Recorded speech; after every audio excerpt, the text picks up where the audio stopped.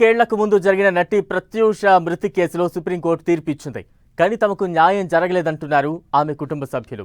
తెలుగు సినీ పరిశ్రమలో సంచలనం సృష్టించిన నటి ప్రత్యూష మృతి కేసులో 2002 నుంచి విచారణ జరిగింది.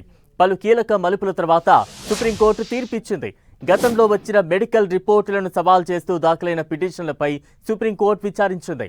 ప్రత్యూష మరణం గొంతు నిలమడం వల్ల జరిగిన హత్య కాదని, విష ప్రయోగం వల్ల జరిగిన బలవన్మరణమేనని గతంలో ఫోరెన్సిక్ నివేదికలు పేర్కొన్నాయి.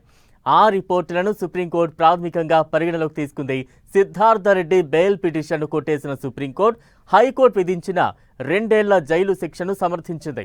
సిద్ధార్థ రెడ్డి 4 వారాల్లో లొంగిపోవాలని ఆదేశించింది సుప్రీంకోర్టు.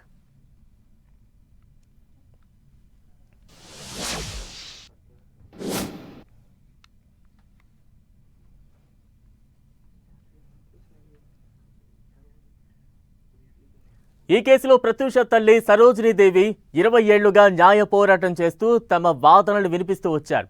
ఇది రాజకీయ పలుకుబడి ఉన్న వ్యక్తులు చేసిన హత్యగా ఆరోపిస్తున్నారు. ఇప్పుడు తీర్పు తర్వాత కూడా ఆమె ఇదే వాదనలు వ్యక్తం చేశారు.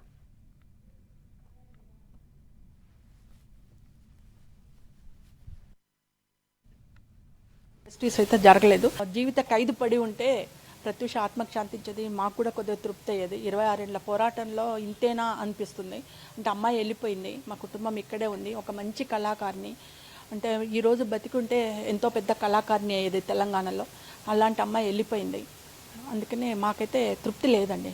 Not complete justice, but okay.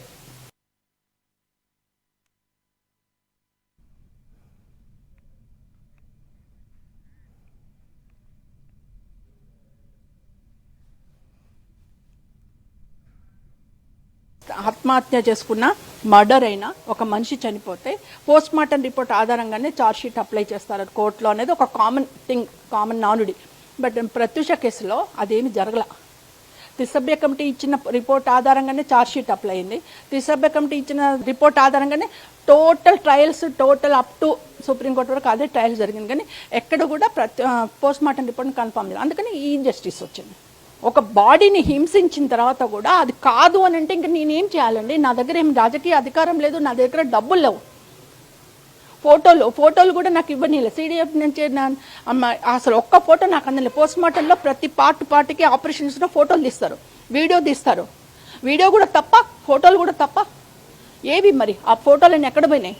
నేను పోలీసు వాళ్ళకి పోయి పండ్రగుట్ట పోలీస్ స్టేషన్లో అడిగితే మీకు ఇవ్వకూడదు ఆ ఫోటోలు అన్నారు. కన్న తల్లినండి నేనే లీడ్ చేసేదాన్ని, నేనే చూసుకుందాన్ని. నాకు కూడా ఫోటోలు ఇవ్వకపోతే ఇంకెట్లా?